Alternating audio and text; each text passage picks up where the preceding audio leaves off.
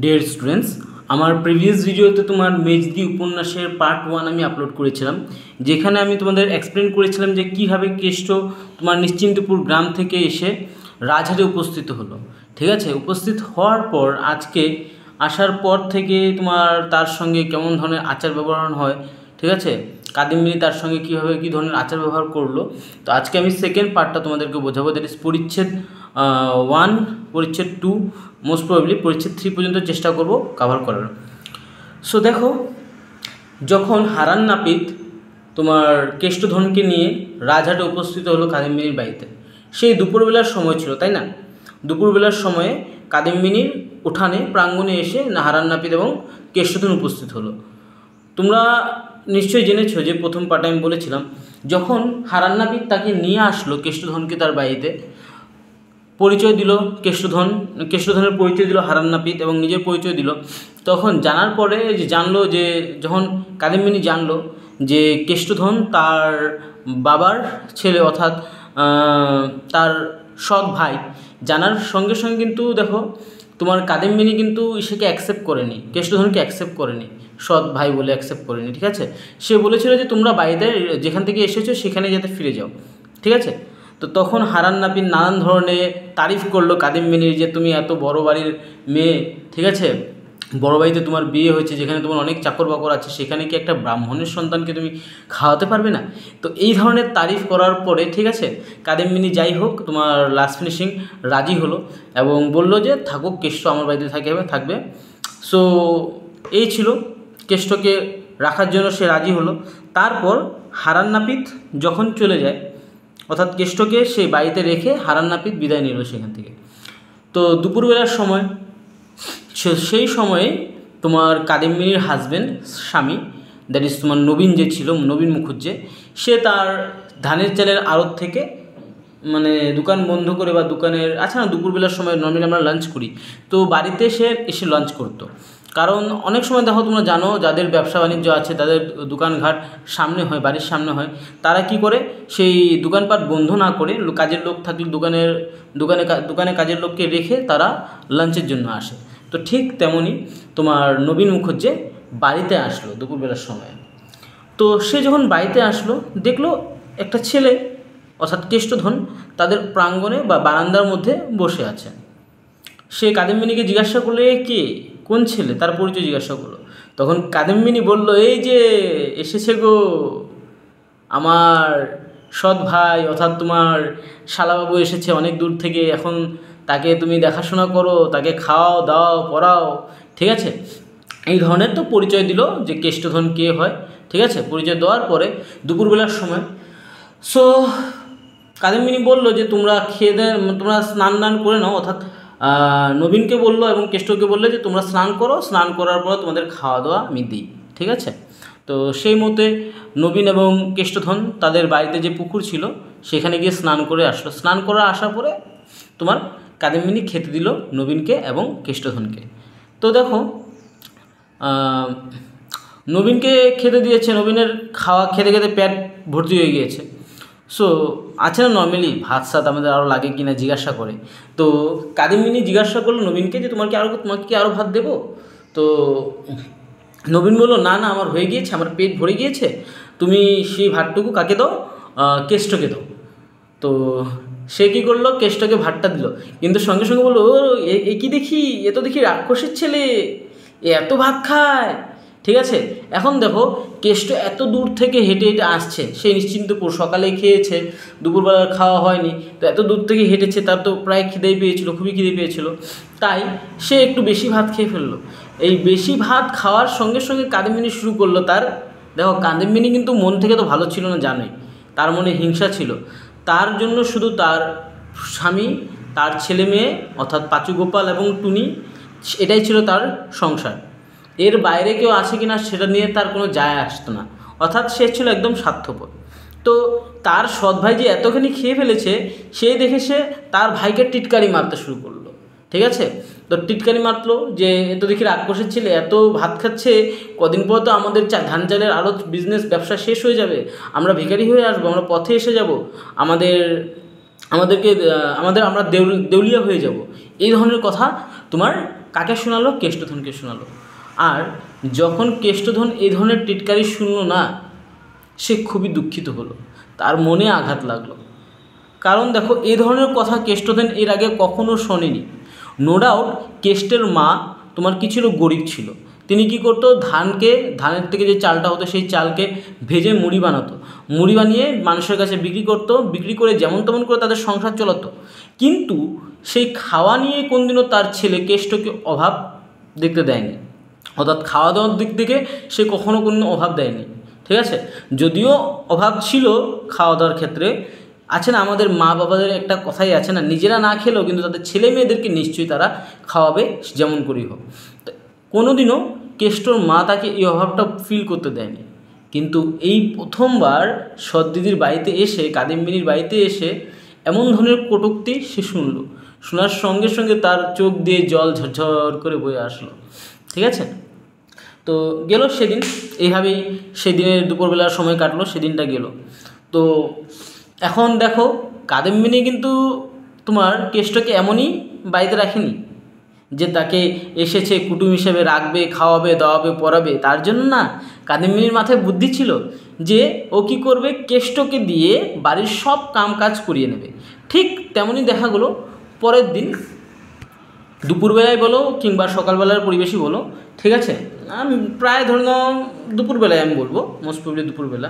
ঠিক আছে, সো তোমার কাদম্বিনী কী করলো? কেষ্টকে দিয়ে তাদের বাড়ির সব কাপড় কাচানো আরম্ভ করলো। কেষ্ট যে জামাকাপড়গুলো পরে এসেছিলো সেগুলো তো নোংরা হয়েছিল, সেগুলো তো তাকে ধুতে দিল। সঙ্গে সঙ্গে তাদের বাড়ির যত জামাকাপড় আছে সব কিছু এনে দিল কেষ্টকে ধোয়ার জন্য সেই কুয়ার পাড়ে। তাদের বাড়িতে কুয়া ছিল, সেই কুয়ার পাড়ে। তো কেষ্ট যখন সেই কাপড়গুলো ধুচ্ছিল, সাবান দিচ্ছিল না। আমি দেখো, কাপড়কে আমরা কেন সাবান দিই? যাতে কাপড় পরিষ্কার হয়। কিন্তু কাদম্বিনী কমজিসও ছিল সঙ্গে। তো যখন কেষ্ট সেই কাপড়ে সাবান দিচ্ছিল, কাদম্বিনী বলে, রে রে এত সাবান ব্যবহার করছিস, সাবান সব শেষ হয়ে যাবে। ঠিক আছে, তো সে কী বললো কেষ্টকে? সাবান দিস না কাপড়ে, সাবান না দিয়ে কাপড়টাকে কাচ, অর্থাৎ আছাড় দে। আছাড় দিলেও কী হয়? নর্মালি আমরা জানি কাপড় পরিষ্কার হয়। তো এত কমজোর ছিল। আর অর্থাৎ বকাবকি শুরু করলো কেষ্টকে, যে তুই কেন এত সাবান দিচ্ছিস, সাবান কম খরচ করে কাপড়কে আছাড় দে। ঠিক আছে, আছাড় দিয়ে ধো ভালো মতন। তো তখনই মানে পাশেই তোমার হেমাঙ্গিনী ছিল। হেমাঙ্গিনীকে তোমরা জানোই, দ্যাট ইজ তোমার বিপিনের স্ত্রী ছিল। আর তাদের বাড়ি কিন্তু তাদের পাশেই ছিল, দোতলা বাড়ি ছিল তাদের। ঠিক আছে, তো সেই কুয়ার পাড়ে তোমার তখন হেমাঙ্গিনীও ছিল, মানে পাশের বাড়িতেই ধরে নাও। তো যেহেতু কাদম্বিনীর গলা খুবই উঁচা, আছে কেমন কিছু কিছু ব্যক্তি আছে যাদের গলার স্বর খুবই কী হয়? উঁচু হয়। তো সেই গলার স্বর শুনে তোমার সেই কুয়ার পাড়ে তোমার হেমাঙ্গিনী এসে উপস্থিত হয়। আর যেদিন যখন তোমার সে কী বলি আমি, সরি ফর দ্য নয়েজ, যখন কেষ্ট তাদের বাড়িতে এসেছিলো দুপুরবেলাতে প্রথম দিন, সেদিন কিন্তু হেমাঙ্গিনী সে জানলার থেকে শুনতে পেরেছিল। কারণ আসে না নাকি, কাদম্বিনী চাইতো সব প্রচার করা, জোরে জোরে গলায় বলে সব কিছু শুনিয়ে দেওয়া। তো জানতো যে তাদের বাড়িতে কেউ এসেছে। এখন কে এসেছে সেটা তো জানতো না। তাই যখন দুপুরবেলা যখন কেষ্ট কাপড় ধুচ্ছিল, তখন হেমাঙ্গিনীর গলার স্বর শুনে সে কুয়ার পাড়ে আসে। কুয়ার পাড়ে এসে দেখে এ কি, একটা বাচ্চা, ছোট বাচ্চা। সে কাদম্বিনীকে জিজ্ঞাসা করে, দিদি এ কে? অর্থাৎ বড় বউ ছিল বাড়ির, কে? কাদম্বিনী। তাকে জিজ্ঞাসা করে, বড়দি এ কে? দেখে তো মনে হচ্ছে তোমার মুখের মতন কাটিং, তোমার বাপের বাড়ির কেউ নাকি? তো তখন কাদম্বিনী বলল, হ্যাঁ, এ আমার সৎ ভাই। ঠিক আছে, কাদম্বিনী দেখো নো ডাউট বদমাস ছিল, কিন্তু একটু হলেও সহবত ছিল। ঠিক আছে, তাই সে কী করলো, ইসেকে বললো, তোমার কেষ্টকে বললো যে সঙ্গে সঙ্গে গিয়ে প্রণাম জানা। ঠিক আছে, তো কেষ্ট সেই মতে কী করলো, মেজ বউকে গিয়ে প্রণাম করলো।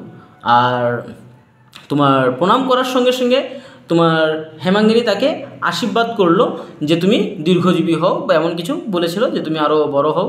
ঠিক আছে, ভালো হয়, তোমার মঙ্গল যেতে হোক। তো তখন হেমাঙ্গিনী কিন্তু নিজেকে কীভাবে পরিচয় দিল জানো তো?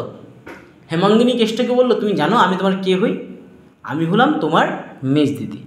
দেখো, হেমাঙ্গিনীর মনে কিন্তু কখনো কোনো ধরনের কুসংস্কার, বা সে শিক্ষিত ছিল। ঠিক আছে, শিক্ষিত ছিল, সে কারোর সঙ্গে খারাপ আচরণ করতো না, ভালোভাবে ব্যবহার করতো। সে যদিও কাদম্বিনী তার সঙ্গে অনেকবার খারাপ ব্যবহার করেছে, কিন্তু সে নিজেকে সবসময় কাদম্বিনীকে বড় দিদি বলে ডাকতো।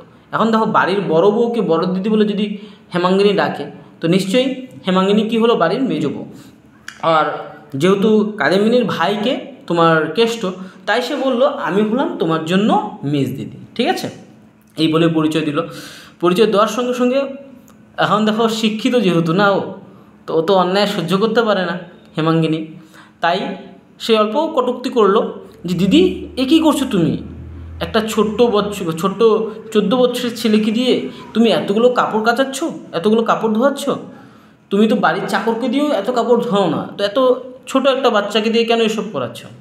তো তখন হ্যাঁ কাদম্বিনী বলে দেখো দেখো মেজবউ, তোমার মতন তো আমি বড় মানুষ না, বড়লোক মানুষ না, আমার ঘরে 4-5টা চাকর নেই বা কাজ করার লোক নেই যে আমি সব কাজ তাদেরকে দিয়ে করাবো, তাই আমি কেষ্টকে দিয়ে কাজ করাচ্ছি। তখন হেমাঙ্গিনী বললো আচ্ছা ঠিক আছে দিদি, তুমি কোনো কিছু মনে করো না, এক কাম করো, এ কেষ্টকে আজ কাপড়গুলো ধুতে হবে না, আমি আমার বাড়ির কাজের লোককে বলছি, অর্থাৎ জ্ঞানুদা নামক একজন কাজের লোক ছিল, তিনি মহিলা, তার নাম ছিল জ্ঞানুদা, ঠিক আছে। তো হেমাঙ্গিনী বলল জ্ঞানুদাকে যে এই কাপড়গুলো তুমি ধুয়ে দাও। আর সঙ্গে সঙ্গে তিনি বললেন যে কাদম্বিনী দি অর্থাৎ বড় বৌদিকে বললেন, বড় বউকে বললেন যে আজ বিকেলে তাদের দুপুরের লাঞ্চ আমার বাড়িতে নিমন্ত্রণ আমি করলাম কেষ্টধনকে, সঙ্গে সঙ্গে পাঁচুগোপাল যখন স্কুল থেকে ফিরে আসবে, ঠিক আছে, পাঁচুগোপাল এবং টুনি যাতে আজ আমার বাড়িতেই খায়, ঠিক আছে। এই বলে তিনি কি করলেন, কেষ্টধনকে তাদের বাড়িতে নিয়ে গেল, ঠিক আছে।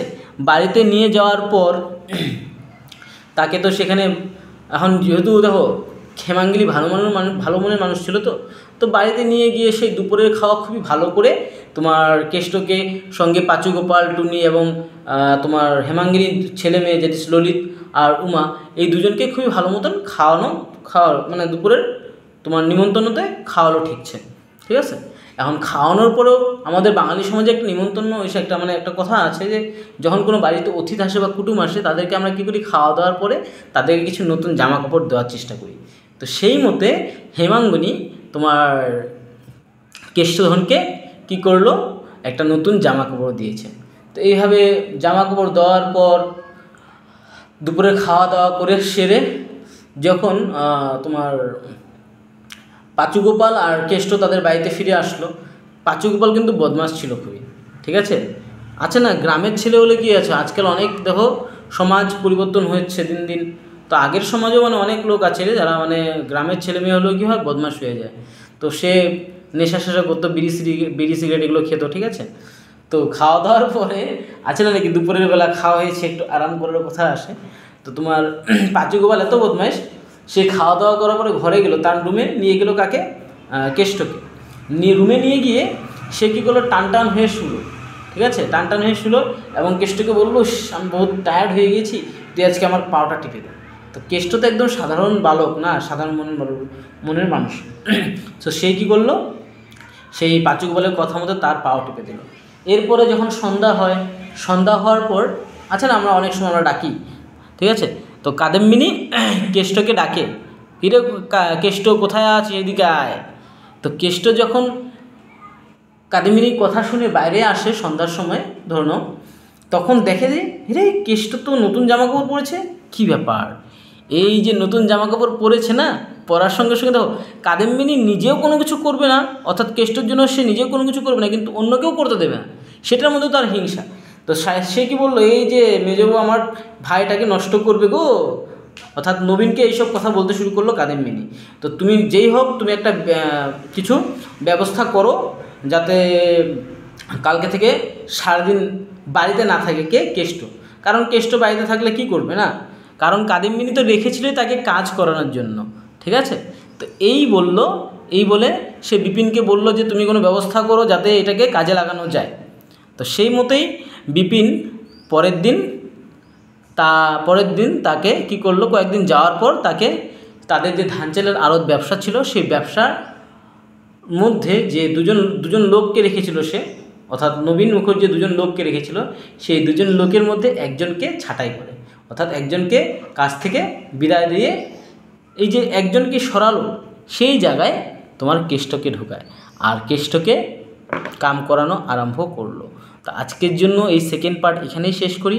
খুব শীঘ্রই তোমাদের জন্য আমি পার্ট 3টা নিয়ে আসবো। আই হোপ এই ভিডিওটা দেখে তোমরা নিশ্চয়ই বুঝেছো। আর যদি তোমাদের ভালো লেগে থাকে লাইক শেয়ার সাবস্ক্রাইব করে দিও। আর যত বন্ধুবান্ধব আছে যাদের নিডফুল, যাদের প্রয়োজন এই ধরনের ভিডিওর, তাদের সঙ্গে নিশ্চয়ই তোমরা শেয়ার করো। তো আজকে এখানেই শেষ করি, খুব শীঘ্রই আবার তোমাদের সঙ্গে নেক্সট পার্টে দেখা হবে। Till then keep watching, keep learning and keep growing. Thanks for watching, ধন্যবাদ।